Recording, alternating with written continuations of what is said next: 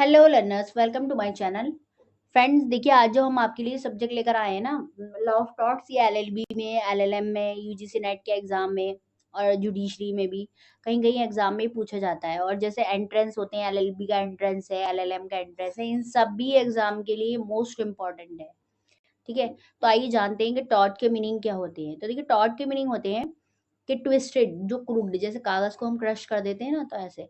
तो फ्रेंच में इसे टॉर्ट कहते हैं, लैटिन में इसे टॉर्टम कहते हैं, रोमन में इसे डायलेक्ट कहते हैं, इंग्लिश में इसे रॉन्ग कहते हैं, और इंडियन में इसे क्या कहते हैं, अपकृत्य या दुष्कृति कहते हैं। देखिए, ये ना हमने ब्रिटिश से लिया है, बोरो किया है, ये जो लॉ ऑफ टॉर्ट्स है, क्योंकि जब हम 1947 से पहले ब्रिटिश के अंडर में थे, तो मतलब उनका हमारे पर कंट्रोल था, तो ये हाउस ऑफ लॉर्ड्स द्वारा इसके जजमेंट दिए जाते थे। तो ये ना अनकोडिफाइड लॉ है, मतलब ये ना कोई वैसा नहीं है कि जैसे जो कोड बस जिसे संहिताबद्ध किया गया हो, जिसमें सेक्शन हो। ये अनकोडिफाइड है, ये के ना लॉ मेड, जज मेड लॉ है, मतलब जो जजेस के द्वारा, हाउस ऑफ लॉर्ड्स के द्वारा जो जो जजमेंट दिए गए हैं थे, ये उसी पे बेस है। ये जो है, इसका काम क्या, ये क्या है, जैसे किसी भी व्यक्ति का अगर विधिक अधिकारों का कोई उल्लंघन होता है, तो इसका काम होता है उसको क्षतिपूर्ति दिलवाना। ठीक है, रॉन्गफुल एक्ट डिटरमाइन कंपेंसेशन, अगर किसी के साथ रॉन्गफुल एक्ट हुआ है, कोई गलत काम हुआ है, तो उसके बदले क्या मिलेगा, आपको कंपनसेशन मिलेगा लॉ ऑफ टॉर्ट्स में। तो इसमें जो सामंड है और एक विनफील्ड है।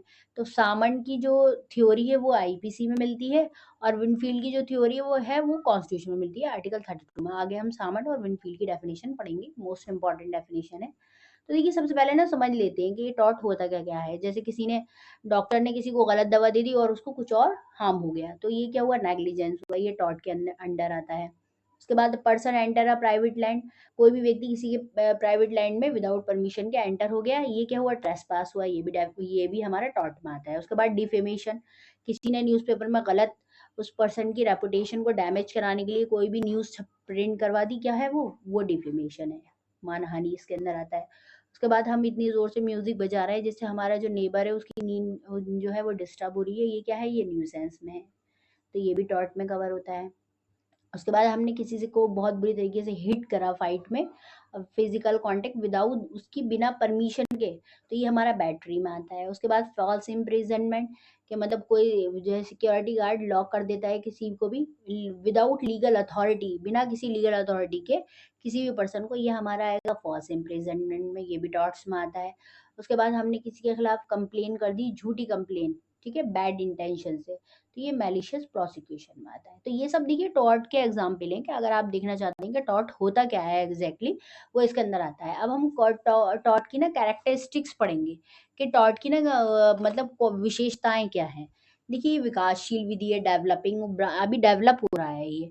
और ये ना कभी जब ही इफेक्ट में आएगा जब किसी के राइट्स का जो होता है ना, वो वायलेशन होता है, किसी के अधिकारों का हनन होता है। ये जो होता है, ये ब्रीच ऑफ कॉन्ट्रैक्ट से अलग है, ब्रीच ऑफ कॉन्ट्रैक्ट अलग है, संविदा भंग, और ये अलग है। ये ना एक सिविल रॉन्ग है, और ये क्रिमिनल लॉ से बिल्कुल डिफरेंट है। ठीक है, ये जो है लॉ है, ये सभी व्यक्तियों के विरुद्ध लागू होता है, जितने भी व्यक्ति हैं। ठीक है, इसका मेन ऑब्जेक्ट क्या है, कंपनसेशन दिलवाना, जिसके विधिक अधिकारों का उल्लंघन हुआ है उसको क्या मिलेगी, क्षतिपूर्ति मिलेगी। इसका बेस क्या है, इसका बेस देखे ना, तो इसमें ये देखा जाता है कि जो प्रतिवादी है, उसने किसी की जो है ब्रीच ऑफ ड्यूटी की है, कर्तव्य भंग किया है, जिसके लिए वादी उत्तरदायी था, मतलब जिसके लिए वो वादी के प्रति करना था उसे वो काम, उसने वो नहीं किया, उसकी जो ड्यूटी थी उसको ब्रीच कर दिया है। ठीक है, ये देखा जाता है।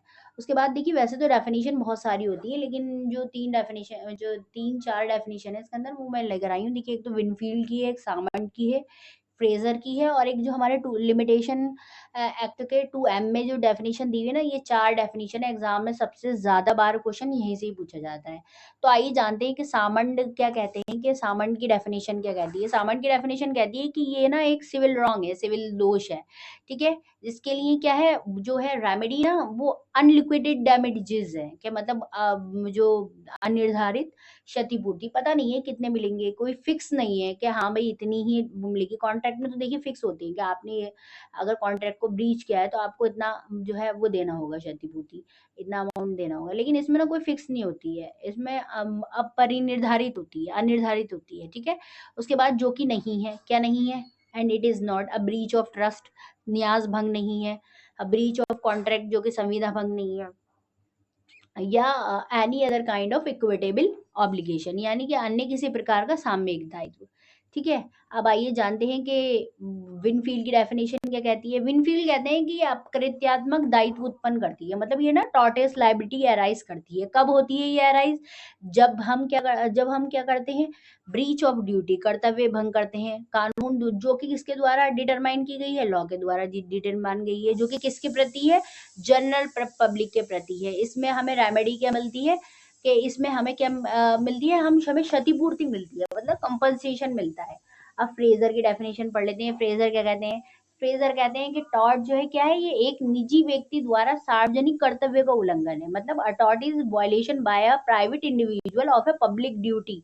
एक किसी वो जो है निजी व्यक्ति द्वारा ना जो सार्वजनिक कर्तव्य का उल्लंघन है, जिसके लिए पीड़ित पक्ष को क्या मिलेगी, क्षतिपूर्ति मिलेगी। मतलब जो इंजर्ड हुआ है उसे क्या मिलेगा, कंपनसेशन मिलेगा, ठीक है।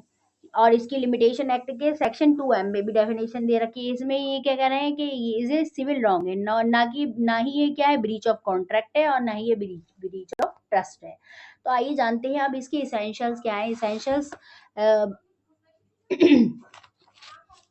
इसके इसेंशियल में सबसे पहले है कि रॉन्गफुल एक्ट और ओमिशन हो। देखिए रॉन्गफुल एक्ट क्या होता है, रॉन्गफुल एक्ट के अंतर्गत किसी भी काम को करने को मना किया गया है तो वो इंसान वो काम कर रहा है, तो वो क्या है, वो रॉन्गफुल एक्ट है।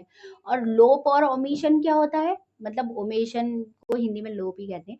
तो ये क्या होता है, मतलब किसी काम करने को कहा गया था और उसने वो काम को नहीं किया। इसमें क्या होता है कि पहला कहता है by doing act described as wrongful under law, मतलब कानून द्वारा उस कार्य को वर्जित किया गया था, मना किया गया था, लेकिन उसने फिर भी कर लिया। और उससे क्या हुआ, by violating a legal right, विधिक अधिकारों का क्या हुआ, उल्लंघन हुआ। और जो है इसमें क्या है, by failing to perform a legal duty, और विधिक कर्तव्यों का पालन न करके उसने क्या करा है, दोषपूर्ण कार्य किया है या लोप किया है। उसके बाद सेकंड एसेंशियल एलिमेंट है लीगल ड्यूटी, उसकी लीगल ड्यूटी थी, है ना। जैसे ये है इसमें ना, ये damnum sine injuria, damnum sine injuria के मीनिंग है कि विधिक अधिकारों का तो उल्लंघन नहीं हुआ है। इसमें विधिक किया नहीं। देखिए ये जो है ना डैमनम साइन इंजूरिया, इसके मीनिंग है कि बिना हानि क्षति के, मतलब विधिक अधिकारों का तो उल्लंघन नहीं हुआ है लेकिन पैसों की हानि हुई है, ठीक है। और ये जो दूसरी है इंजूरिया साइन डैमनम, क्षति बिना हानि, इसके मीनिंग है कि पैसों का नुकसान नहीं होता है लेकिन उसके जो विधिक अधिकार होते हैं, जो उसके लीगल राइट होते हैं, उनका वायलेशन होता है, ठीक है। अब उसके बाद नेक्स्ट इसका एलिमेंट है legal remedy for wrongful act. जो रॉन्गफुल एक्ट उसने किया है उसके लिए क्या प्रोवाइड की जाएगी, लीगल रेमेडी प्रोवाइड की जाएगी, लीगल कंपनसेशन दिलाया जाएगा जो उसके द्वारा रॉन्गफुल एक्ट किया गया है। आज की वीडियो में इतना ही। आई थिंक आपको समझ में आया होगा कि व्हाट इज टॉर्ट, है ना, टॉर्ट क्या होता है, टॉर्ट के इसेंशियल क्या है। अब देखिए फ्रेंड, ये जो डेफिनेशन है ना, तो आप ये डेफिनेशन अच्छे से याद कर लेना। ये जो विनफील्ड की डेफिनेशन, सावन ये क्या कह रहे हैं, इसे सिविल रॉन्ग मांग रहे हैं, और इस सावन की डेफिनेशन को ऐसे याद करिएगा, इसमें इन्होंने अनलिक्विडेड डैमेजेस की बात की है। और ये जो विनफील्ड है ये क्या कह रहे हैं, ये कह रहे हैं ब्रीच ऑफ ड्यूटी, इन्होंने टॉर्टियस लायबिलिटी अराइजेज, इन्होंने डेफिनेशन में ये माना है।